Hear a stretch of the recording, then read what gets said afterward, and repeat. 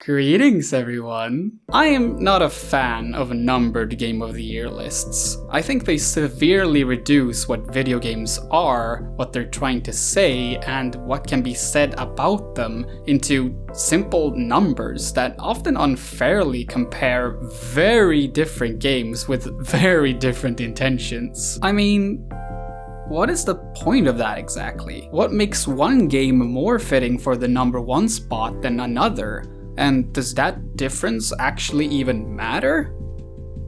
I don't think it does. That being said, of course we all have our favorite games, and naturally there are some games that we enjoy just a tiny bit more than others each year. Spreading the word about those games, especially if they were highly overlooked, I see as a generally good thing. So this isn't a video about the definitive best video game in the year of our Lord 2020.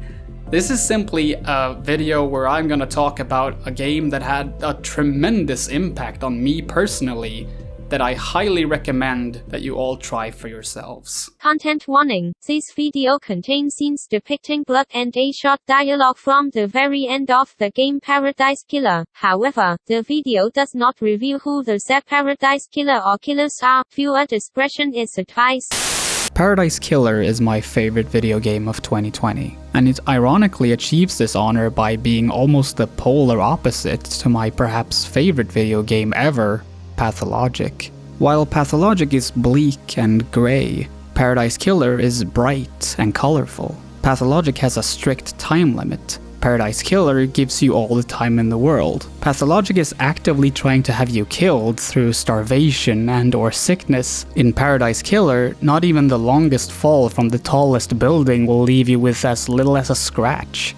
But these games are also a little similar. Both are about exploring a relatively large and open map, talking to people, and ultimately about deciding who gets to live and who gets to die, and deciding the future of the people who are still alive when the curtain finally closes.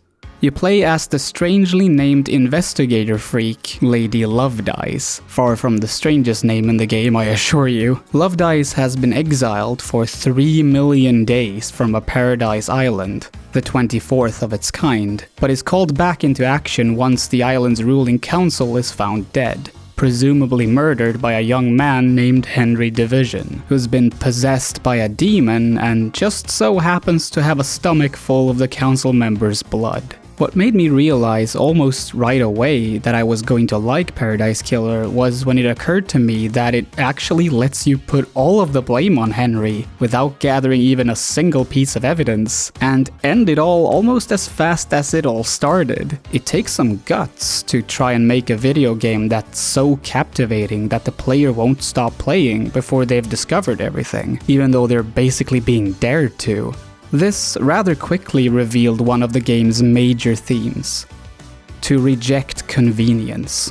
Things on Island 24 are most definitely not what they seem, and if you don't do your job correctly, someone might be punished for a crime they did not commit. Even the fast travel system costs you money, or blood crystals as they're called, further incentivizing that you really take your time and explore every nook and cranny of the island. And what an island it is. Like someone ate a whole smorgasbord of vaporwave and barfed it out on a piece of landmass. I love it. Aesthetically and musically, it's one of the most compelling video games I've played in years. But what makes the game's visuals and catchy tunes brilliant is what they're trying to hide. The reason why this is the 24th island is because the previous 23 were failed attempts to create a true island paradise, where everyone can live happily and, more importantly, eternally. When you, as Lady Lovedice, go to Island 24, the attempt has once again failed, and almost everyone has already left for what's being called Perfect 25. The islands keep failing because various gods and demons manage to invade and influence the islands and their populations. And so, every time a new island is made, a huge chunk of the people is brutally sacrificed in a bloody ritual. The ones who are executed are the regular people, like you and me. But in the game, you're a highly esteemed detective. Or used to be, anyway. You're a part of the upper class. the Syndicate. So are the rest of the people who are still on Island 24. You're among the people who get to experience the beauty and luxury of living on the islands without having to ever look too close at their ugly underbellies. With enough power, you're privileged enough to turn a blind eye to what ultimately led you to gaining that power in the first place. Despite me knowing just how terrible Island 24 actually was, and knowing how terrible every single member of the Syndicate is for being complicit in its making, I really was transfixed by the island's beauty, and even the beauty and charm of the game's cast. I really hope this doesn't awaken something in me. It feels like the game is actively trying to trick you. It sells you this idea of a perfect society, more beautiful and eccentric than anything you've ever seen, and asks you to buy it all at face value. Soylent Green tastes great, as long as you don't think about the human body parts it's made of. But you can choose to, again, reject the convenience of your former life, and not just put the killer or killers on trial, but the whole establishment. Just because you discovered a damning piece of evidence, that doesn't mean that the person you're accusing will suddenly spill their guts and tell you the truth, however. Almost everyone, no matter how obvious their lies are, will deny and deflect to the very end. At first, this was actually kind of jarring to me. I'm so used to playing games where if I have the right information, well, that's the end of that. In this game, on the other hand, it was like I kept getting keys for doors I knew without a doubt they could open, only to have the doors smugly laugh in my face and refuse to open anyway. This is another thing that I love about Paradise Killer. It keeps making you question your deductive reasoning even when the answer is completely obvious, or at least seems to be. Suddenly, you might find yourself with almost no leads, or maybe you have no idea how to follow up on them. But for as long as you have doubts, there are, most likely, still things to be found. Although, during the trial at the game's climax, the judge puts all their trust in your justice. So you will actually not be punished for putting the blame on the wrong people. Because who even are the wrong people anyway? Isn't everyone guilty in their own way? Even after the trial is over, you can still choose to execute every single member of the Syndicate who's still alive if you find it to be necessary. No more Syndicate, no more island cycles, right? Or maybe it doesn't even matter. When you leave Island 24 for Perfect 25, the game ends. You will never know if what you did truly changed things for the better. The only thing you're left with is a dialogue between two strangers sitting in a bar. She completed the job. Was there more to do? The investigator always trusted her heart. She would decide if Paradise had been saved. We are on Perfect 25, so it must have been saved. Saved isn't a binary state. Solving a crime doesn't mean that the world is fixed. Paradise Killer refuses to give you any other satisfaction than the one you can find for yourself. It's kind of like the anti-open world game that way. Instead of placing you in a world with a bajillion often repetitive activities designed to keep you busy for hours on end, Paradise Killer literally drops you into an open world where your own desire to discover the truth, your truth, is the single driving force in the whole game. Sure, there are some side activities, but they are very limited and feels less like boring filler and more like something to do while traversing from one place on the map to another. In other detective games like LA Noire, Heavy Rain, Disco Elysium or the Danganronpa series, there are ways of failing to solve a case. There is an objective truth that you, the player, are supposed to arrive at. I'm simplifying things a bit, of course, but the point is that Paradise Killer, in comparison, cares very little about revealing a truth to the player. It's a lot more interested in what truth the player will find and choose for themselves, and if the player can justify the actions they take based on that truth.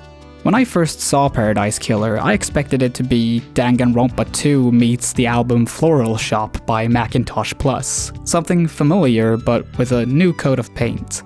Had it only been that, I wouldn't have praised it for being the best game of 2020. But I probably would have liked it. But kinda like the vaporwave genre itself, there's more to Paradise Killer than the nostalgia-inducing aesthetics and synthwave. Vaporwave is, at least in part, a rejection of the copyright holders whose music and soundbites form the basis of the whole genre. It's also a rejection, or rather a satire, of consumer culture, through exaggeration. There's a vaporwave artist called Saint Pepsi, for God's sake. Paradise Killer doesn't exactly play like satire, but it is a hyper-stylized and exaggerated version of a society that we can all recognize.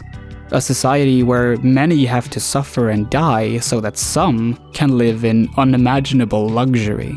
And while the solution seems to be simple, the game rejects that too. Solving a crime doesn't fix the world, and switching out the people in power doesn't automatically result in things getting better. The only thing we can do is what we believe to be right.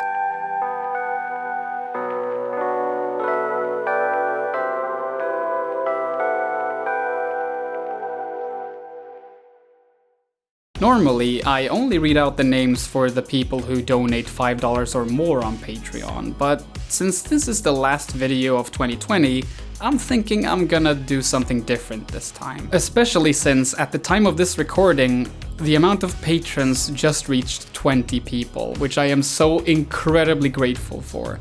So a huge thanks to every single person who has supported me up until this point.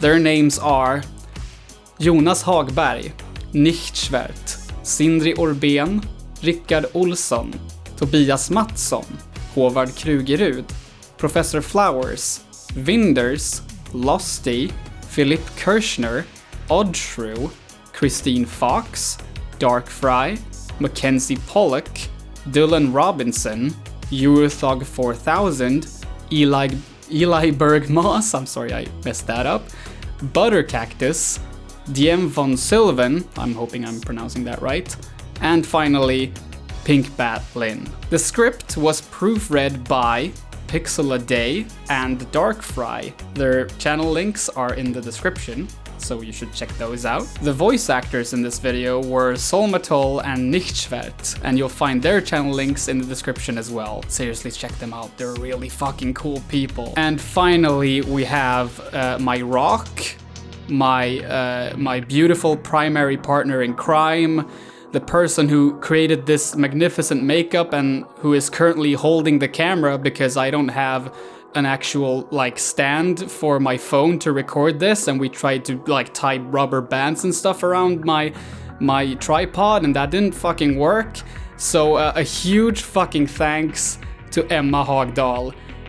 You are the best person in the fucking world. And that's it for me. Well, not by a long shot, actually. We have just started this whole journey, and we're gonna give you some really good stuff in the coming months of 2021.